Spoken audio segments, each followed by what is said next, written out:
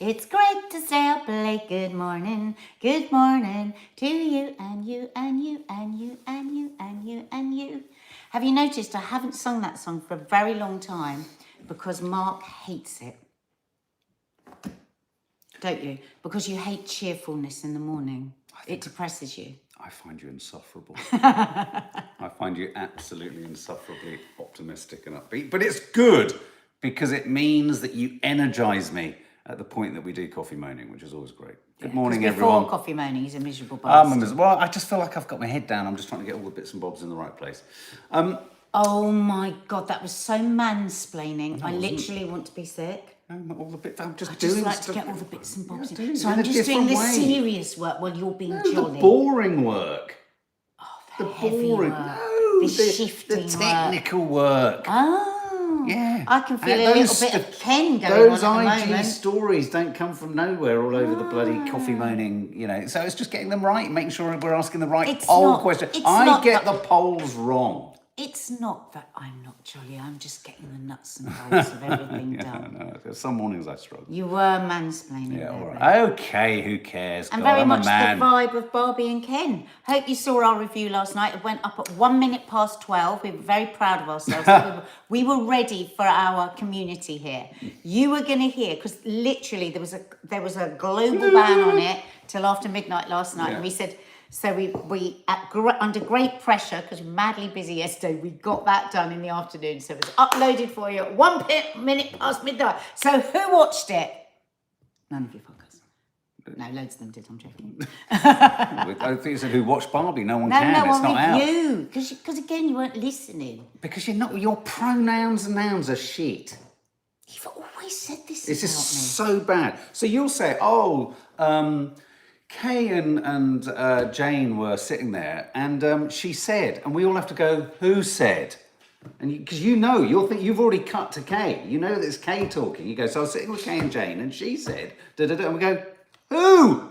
And Wonder Woman didn't watch it because there were spoilers. There are some spoilers. But not massive. They're not massive spoilers. It's not really a film of spoilers. Well, it is. It's absolute nonsense. We're going to get into a huge argument about this in a minute.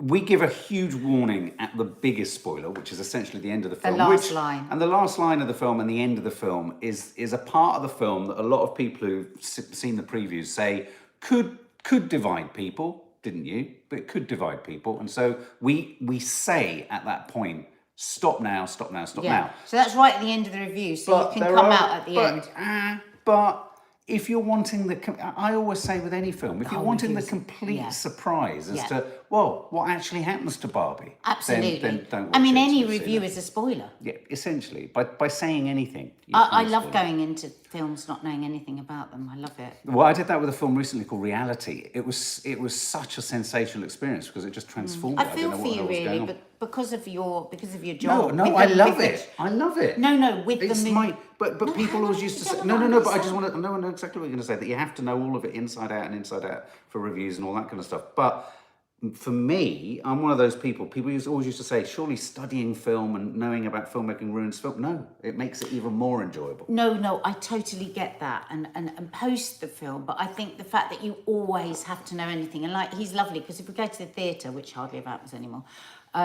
you do all the research for the best, and then I can just walk in and go, oh, what's happening, which is what I love. But you always... But here's a question I want to ask you, and it comes up in the review. I'm a not slavishly, and in fact on the channel sometimes I do reviews of films. I don't give them a score but scoring films.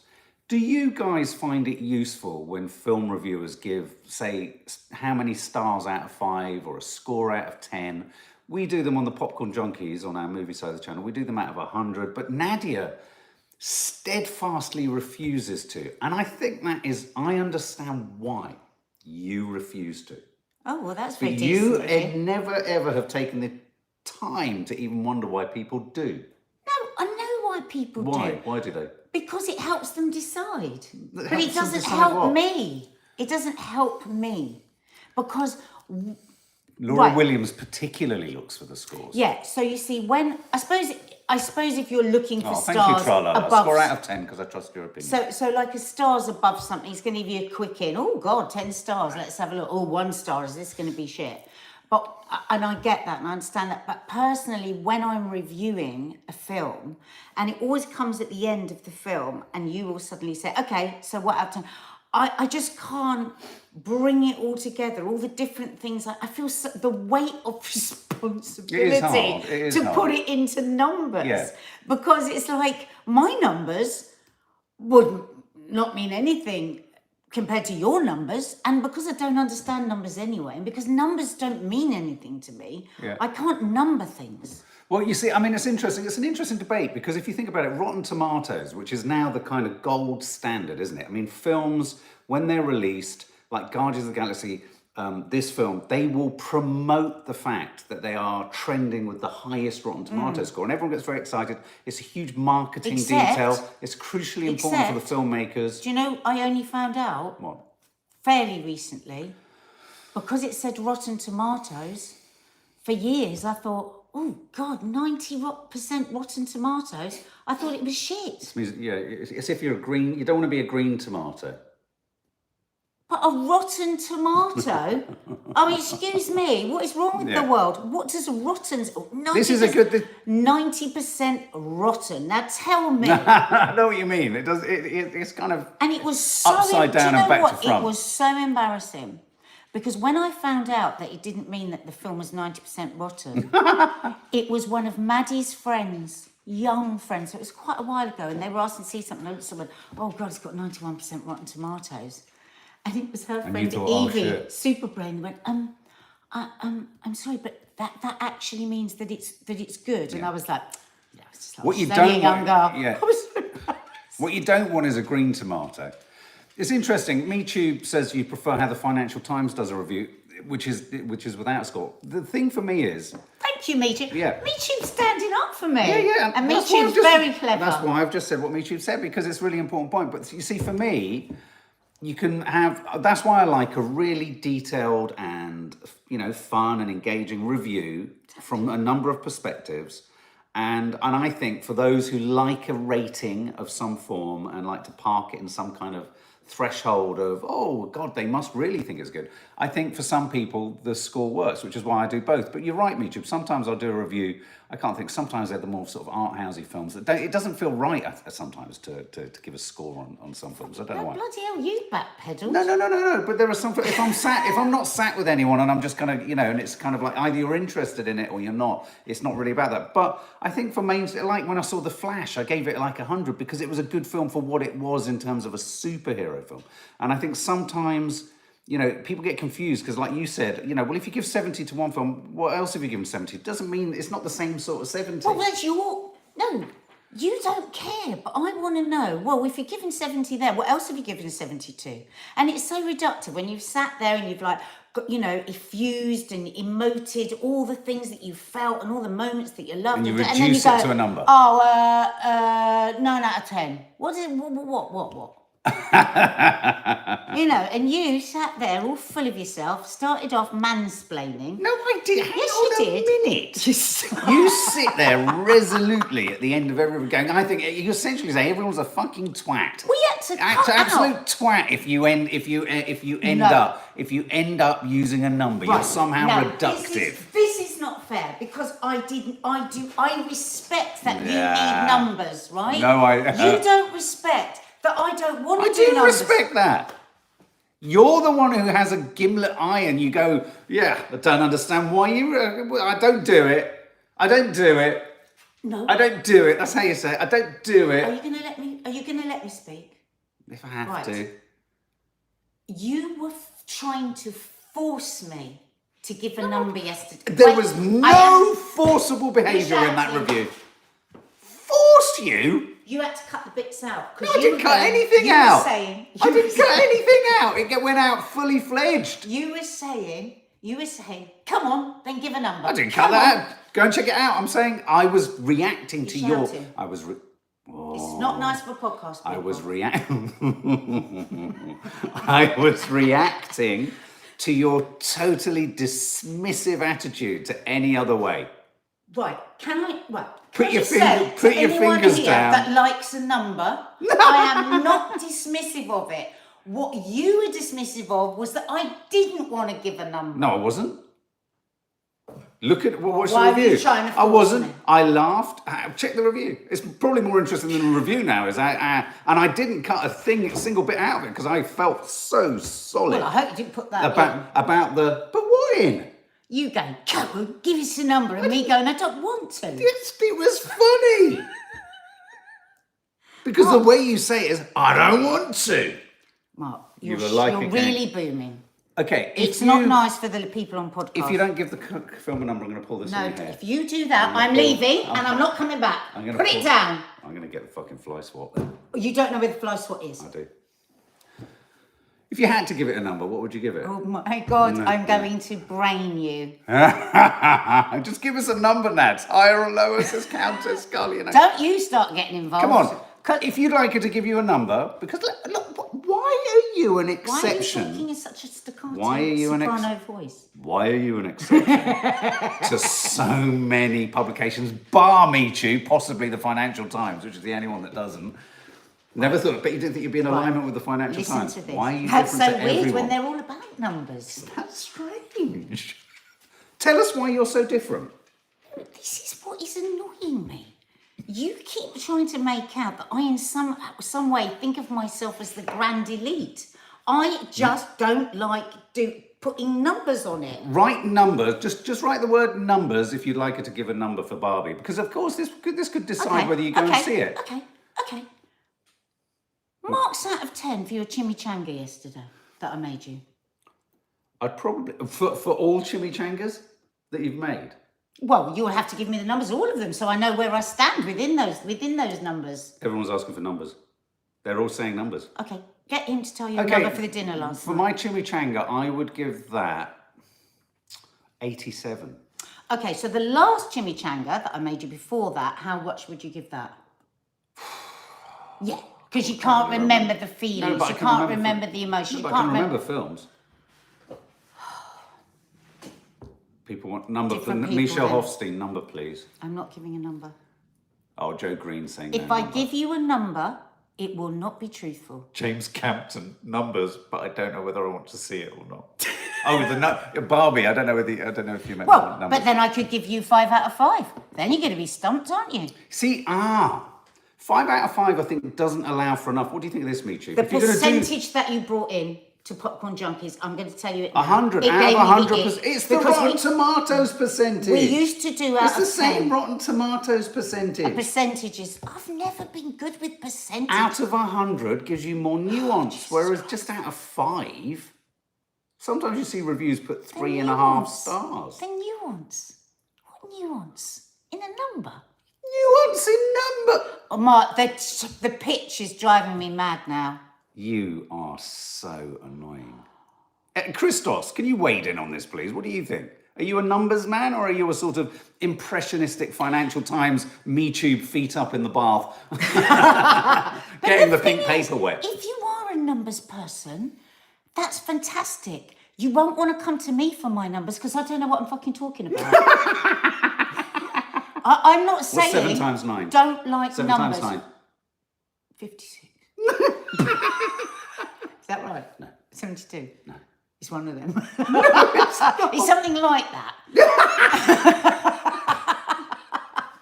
So you 63. Said, no, it's not 63. It is. Mark, stop it. Don't try Do you know how I did it? Me. 10 times 7 minus 7. Oh, this is when I lose my shit. When people stop doing things and then minusing it to help them find the number. So you see. Welcome, James Go Campton. to him for the numbers because I could give you a number now, but I'd also have to write a disclaimer that you cannot trust it. And in a court of law, it wouldn't stand up. Anyway, if you want to know what our score is, no, you've got it all wrong. I promise. On Rotten Tomatoes, they use fresh versus rotten, i.e. 90% fresh or 40% rotten. Yeah, but green tomatoes are bad. Fresh tomatoes are good. Yeah, the Fucking red hell, tomato you've all is gone good. mad. But it's Did a you like the rotten. film or I think not? what Nance is confused by is you call it what's your rotten tomato score? It is whether it's a fresh or a rotten tomato. Absolutely. But when they say 91% rotten tomatoes, Well, yeah, it sounds shit. It's actually fresh I tomatoes. don't want 91% rotten. Why don't they say 91% fresh tomatoes? Because the name of the website is Tell you Rotten why it's Tomatoes. going wrong, because there's numbers in it. It's just, tell you what's going wrong. They've brought food into the fucking equation. Doesn't make any sense. Christos, here we go. Let's bring some sobriety to this argument. Morning, what is going on? see- We're not going to be able to tell I you see that. the reviews and ratings, but then I watch the film and make up my own impression, or vice versa. Watch the film first, then watch reviews to see if my opinion matches reviews ratings. I agree. I think a lot of people read reviews and then moderate their interpretation. If I see a film's got 1 out of 5 in the papers, I generally will go and see it because Enrages me. It Don't well, tell no, me it it's got enra- 1 star. Well, yeah, it enrages me because often so many people don't get it. I mean, it's really important that it's about trusting or knowing what you think the person likes and whether you've liked what they've liked in the past. And Exactly. stuff like that. I mean, if It's you just a guide, it's a actually, bit of fun. if we actually drill into it a bit more, Yeah, let's drill.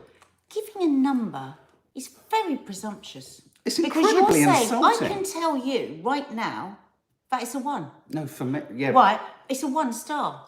But it's like, you don't know me to tell me it's a 1 star. Tell me what you think, tell me what you feel, and then I'll see if anything of what you say relates to me and what I'm interested in. My argument is it's always about making up your own mind. I like to, even if I give something a relatively low score, a sort of a critical review, I'll generally try and approach everything with a view to who is this being aimed at, and would this appeal to the people it's being aimed at sometimes? Yeah. And sometimes I get really passionate when something has been absolutely slammed by the critics and there's no comprehension of it. For example, not drill into it. For example, let's not go back there, but look, I am still spitting feathers on behalf of the idol. I just people just, and I think that's, programs and shows can suffer because of actually bad scoring. So you're right. I mean, let's get on with it now. I think Nadia's bored now, so Sarah I am Fox. bored. All right, fuck it. Let's move on.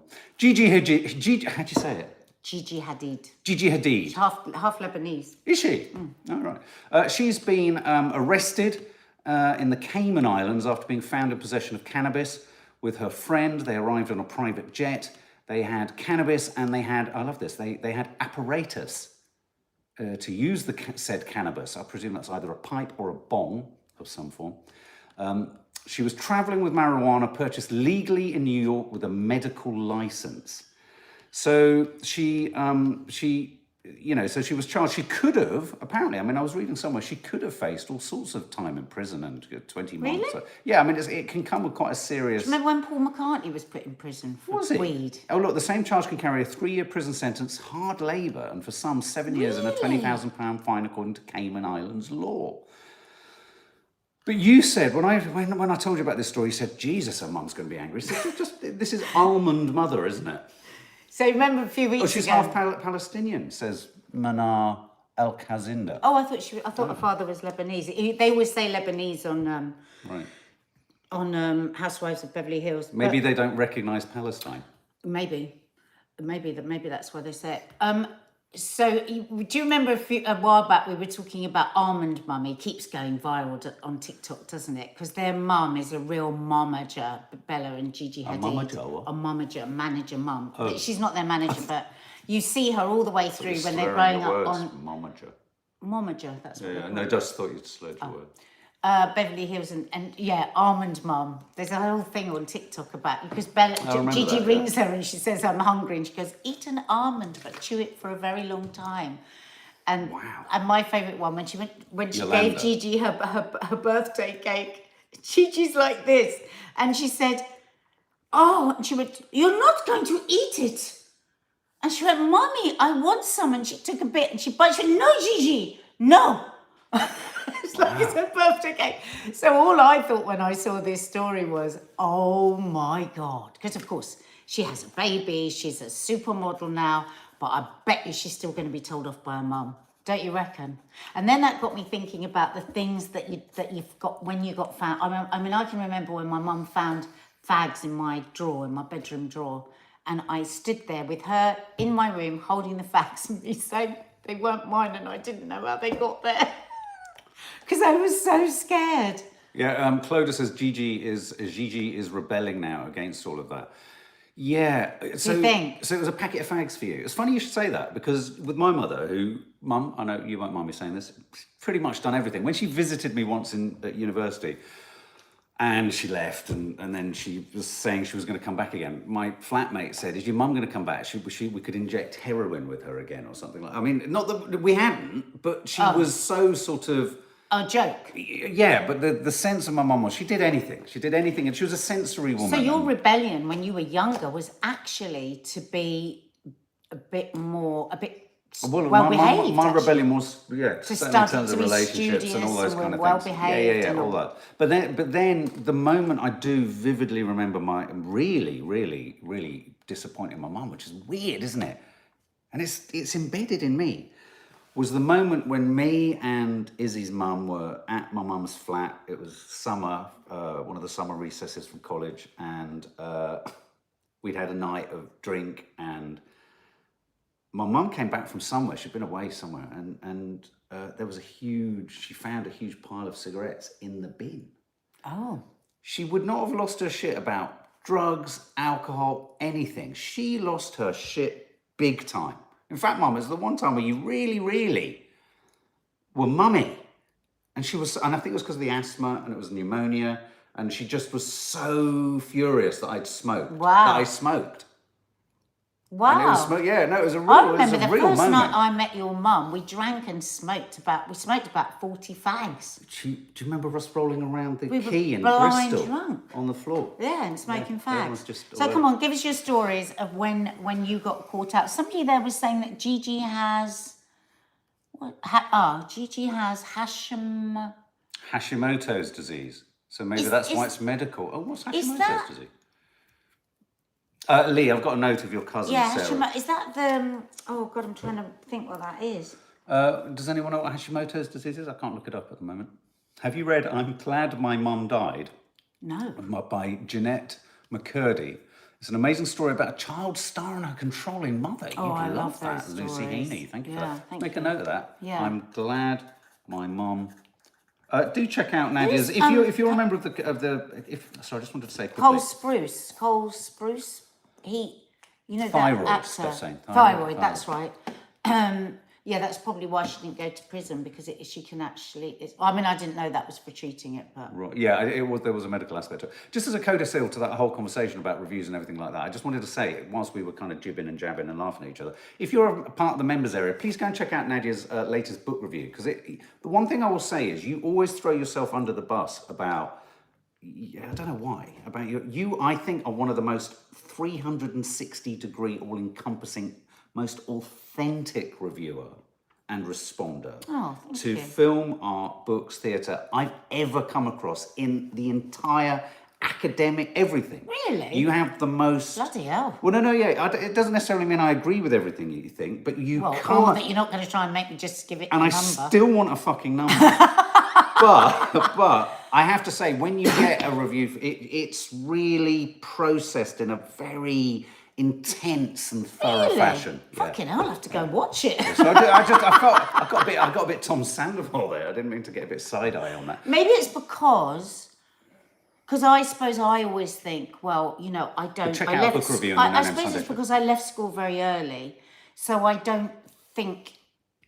I just respond to stuff. I suppose I don't think things through or make notes or do any of that. So I always think I'm a jumbled mess. Not at all. Because I go from here to there. And I can hear sometimes how you think that, but what you do is you are perhaps unstructured, but in your lack of structural approach to your analysis, you often, like a pinball machine, hit so many fucking targets that go ping, ping, ping. And I love that. I find that really satisfying because I do go at things in quite a sort of, not formulaic, but I do go at things in quite a rigorous sort of thorough fashion. And I like being spun off to the side. And it's can I just say, this is interesting. So do you want to be my boyfriend then? I think my ADHD drugs are kicking in. Sophie R. It's lovely to see you back, Sophie. I hope you're well. Hi, Sophie. Mark, supposedly that book, I'm Glad My Mum Is Dead, is one of the main things that the Idol uses as inspiration, according to The Weekend. Really? The weekend. We have Wow. to get that. I have to ask him about that. Lee Durham, me and my brothers got caught having a party. My mum and dad went away and came back early on a Saturday night and busted the whole neighbourhood in our house. 5 boys, imagine how many people were there. Oh my God. Lee. Have I told you guys the story of when me and Dina had to completely redecorate the house when we had a party when my parents were away? Oh, what, like the things in the Cat in the Hat, like the two, when it all goes mad. And do you remember? We just had this party and people came round, they smashed the place up. My parents were away, so we spent all our money, me and Dina, it was just completely redecorated my mum's sitting room. Oh my God, and we painted it yellow, bright yellow, because on the tin it looked like a pale yellow. And then oh my God, we were absolutely terrified. Anyway, and then we did this whole thing. We waited out in the drive and my parents came back and pretended, put a blindfold on her, like we'd done a changing rooms. So that if she hated it, she couldn't say anything because we'd done it and we loved it. So, Wow. And honestly, it wasn't till years later we told one more. Oh, we must get Dina to tell that story as well. That's good. And what about when Dina smashed? Oh, you'd have to tell that one as well. So my quite mum long. and dad, no, I'll tell it very quickly. 2 brand new cars, right? Citroens. And my parents had gone away and they said that Dina could drive the car, right? So she'd driven the car, they were coming back that day and she said, oh, I'm going to do it really, I'm really going to clean it up nicely, going to hoover inside, da-da-da. Now our drive really weirdly had a step, Natasha and Christos know this story, had a step about this deep. Anyway, so she's in the car, right? And I was on the drive. She's a fairly new driver. She's got the door open because she's hoovering the car. She needs to move the car a bit forward. She touches the accelerator. The door's open. Oh. It smashes into the other new car. Oh. And the car went off the drive. Every off time the I hear step. this story, it's agonising. Oh my God, everything went into slow motion. And I remember Dina was like so upset and so terrified.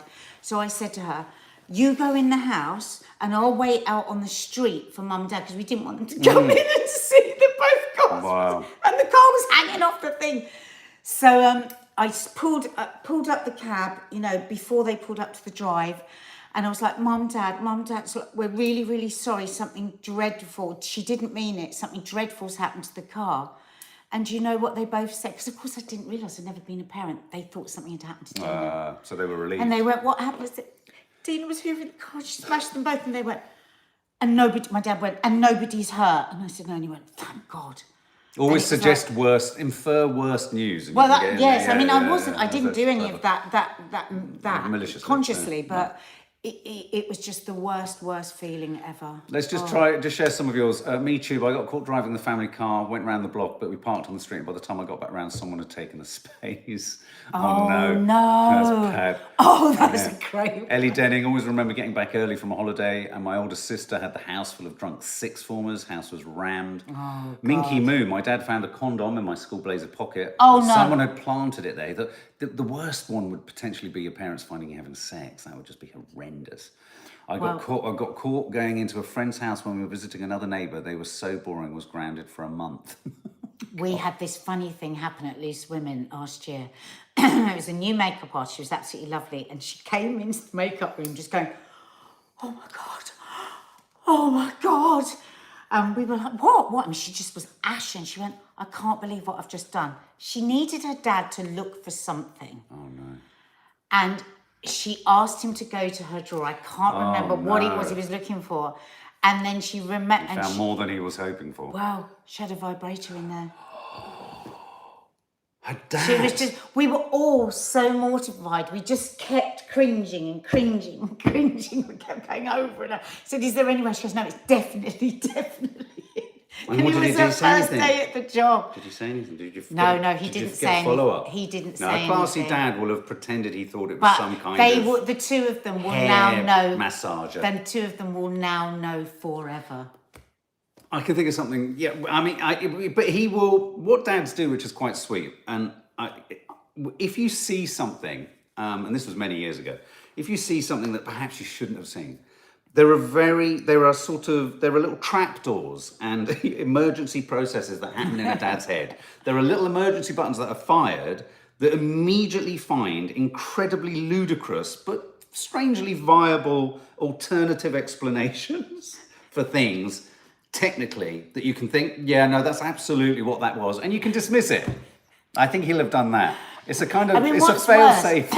Is it worse, you just knowing that your dad knows, or your dad goes, oh, don't worry, everyone does these things? Your dad is so utterly immune to what the possible inference of it could have been at all. It was just a piece of, I don't know what it was. You just don't thought it was think something beyond for it. kind of, you know, sorting your skin out, love. Okay, just finally, before we leave Gigi, and just quickly talk about the negative reaction to pregnancy, which I think is a great story. Thirst trap. Do you know what a thirst trap is? Yeah, I think it's like you would show like a beautiful swimming pool, or you try and make somebody thirsty by showing them something gorgeous. Well, thirsty for a beautiful villa, thirsty for anything, isn't it? Yeah, because the Los Angeles Times says Gigi Hadid kind of dealt with the kind of news and the fallout from this arrest by posting a thirst trap. And I went to it thinking, oh, we're going to see a nice Diet Coke or something. But it was just extraordinarily skimpy underwear. Oh, yeah. There you go. There you go. And oysters, which is clearly... To make you thirsty. To make you thirsty. Okay, husband goes viral for his negative reactions. I'm going to have to just knock you off just for a minute, excuse the phrase, so that we can hear this. Tell us what this story is about. This went viral on TikTok, and this woman recorded her husband when she had told him that she was expecting her fourth child. She put an envelope on the bed, and then inside the bed was a message. You know, God, these days everybody has to do all this paraphernalia to tell them they're pregnant. And it went a little pear-shaped, let's say. Okay, I'm trying. Sorry, just one sec. I have to do all this kind of over to. And it just got us thinking about, God, actually there is an enormous amount of pressure, isn't there, on men, on how they receive that information. Because I think the thing is, it's always scary and exciting and a bit fucking hell. Not always. But I hate a surprise. So I find it really difficult to react in the way. I can't hide frustration. Anyway, this is the audio. When you're done. I was really disappointed with one of your reactions. Yeah. Hang on. I can't seem to. Where's the. Oh, hang on. Just one sec. So it says, when you're done having babies but get a positive test and your husband's reaction isn't what you expected, excuse the language. So she's just in the front of So shot. she's just got the camera. I think she's just expecting him to come in. Oh, I forgot. You got FedEx delivered that thing today? I opened it, but I didn't open the mail inside of it. What? FedEx delivered that thing today. I opened it, but I didn't open the mail inside of it. What thing? So the test is in an envelope. She's asking him to look inside it. He sat on the bed, opening up the envelope. Don't fucking stop playing with me. This is not. Anissa, no! I'm not playing. No, yes you are. I'm not. No. I'm not. No, babe. He's got his head in his hands. Babe, I'm not joking. No. No! No! No! Stop! I'm not pranking. Anissa, babe, I'm not joking. Don't do this to me. Please, babe. Please tell me you're joking. No! Ah! Sounds more aggressive than he's actually It's not being. aggressive. He's like this. Yeah. He's like, no, no. Yeah. I mean, he really doesn't want a baby, does he? He doesn't want the news. But then apparently they have the baby and it's all fine. And actually there was loads of comments, and lots from women as well, saying, you know, I felt like that about my third. I felt like that about my fourth, but in the end, she was the biggest blessing, or it was like... Is it all right to have a really negative... I mean, again, is this... I mean, I think it takes two to what's tango. What's your truth? It takes two to tango. So presumably he played a part in the pregnancy. Well, of course. So, like, you know, I mean... Right. I think they have 6 children, don't they? Maybe he's I can't do it. No, he had 3, and this was going to be the 4th. Oh, right. But, don't do this to me, he said, Eleanor Frayne, absolutely. Yeah, no. And I mean, I wonder how many men don't... Christos, what was it like? I mean, obviously, huge numbers of people are extremely excited and But I wonder how many men have to absolutely sit on their hands and go. Because I think, yes, they can. Okay, so take it that you love children, blah, blah, blah. So it's just parking anybody that never wanted a child. I think for a huge amount of people, there is going to be always a level of excitement and terror. I mean, for me, they ran parallel. I mean, I think there's an acceptance that women might cry. I mean, the standard sort of stereotypical image is a woman's in a sort of cubicle or in a toilet and they see it for themselves. And in films, don't they? There's kind of like either great crying or sadness, but absolute elation. And then generally when a man is told, it's a public thing where the man has to respond in front of someone. A woman usually responds to herself. Yeah. It goes back to this idea I often have about... there's been a moment of processing. Yes. And the man doesn't have the privilege of that private moment where he can just go... Exactly. and I think, if I'm right, I think she had said, it was a bit like, bloody hell, for me, it's this thing of everybody filming everybody. Yeah. And I think that's a really good point. Yeah. When I think about when I got pregnant, it was like,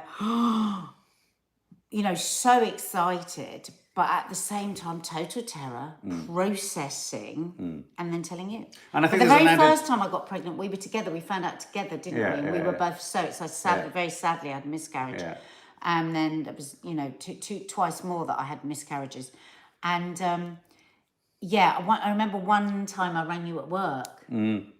And I was so excited and you just weren't. But if I actually think about it, you were at work. Yeah, I was, yeah. So I'm like bombing you in the middle. I've processed it. I've thought and gone through the processing of, last time I had a miscarriage. Yeah. I've done all of that. And now I'm here fresh and excited and you didn't meet me in the same way. Yeah, a little bit like the reverse of that was, of course, quite something. Christos, I was absolutely thrilled. The most joyous day of my life. Of course you were, Christos. And Natasha, I was terrified as well as excited when we found out. I kept going, oh my God, even though it was planned.